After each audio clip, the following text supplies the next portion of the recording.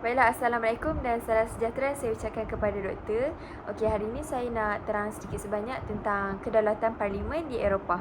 Kedaulatan parlimen ke Eropah ni adalah parlimen, dia berkuasa, dia mempunyai kuasa yang tertinggi untuk mentadbir sebuah negara, bukan raja yang bersifat mutlak.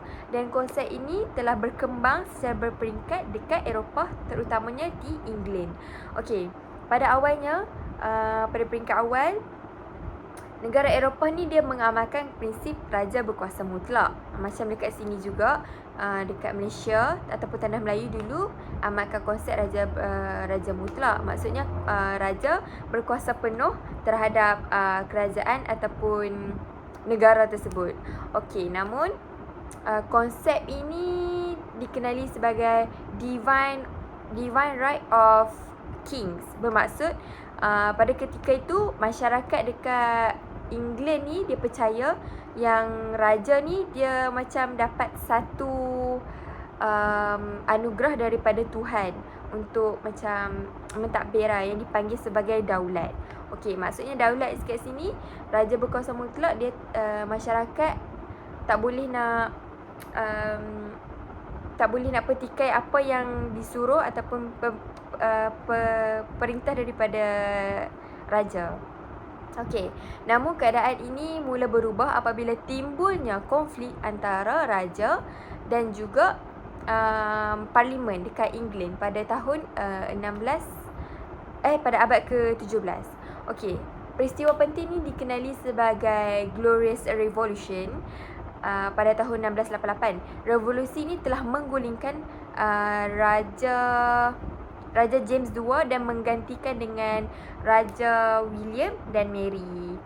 So, yang ni mulalah timbulnya Bill of Rights 1689 yang mengehadkan kuasa raja dan mengukuhkan kuasa parlimen. Okey, so sejak pada tu parlimen menjadi institusi utama dalam sistem pemerintahan dekat England. Dan parlimen dia mempunyai beberapa kuasa penting.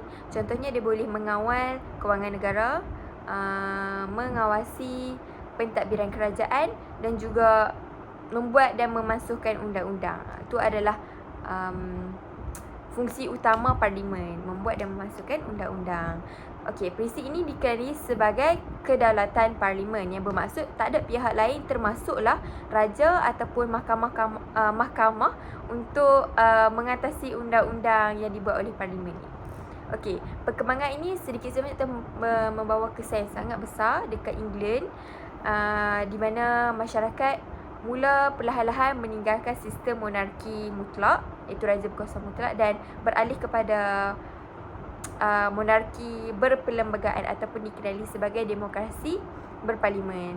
Jadi konsep ini juga telah mempengaruhi perkembangan institusi moden seperti yang dipanggil European Parliament, iaitu yang mewakili rakyat dalam kesatuan Eropah, yang dipanggil European Parliament.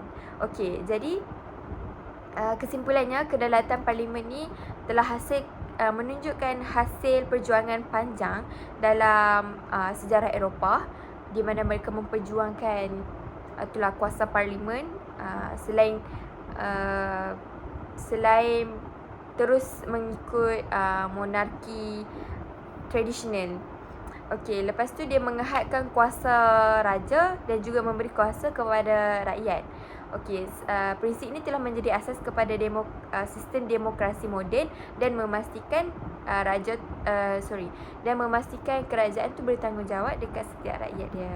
Sekian, terima kasih.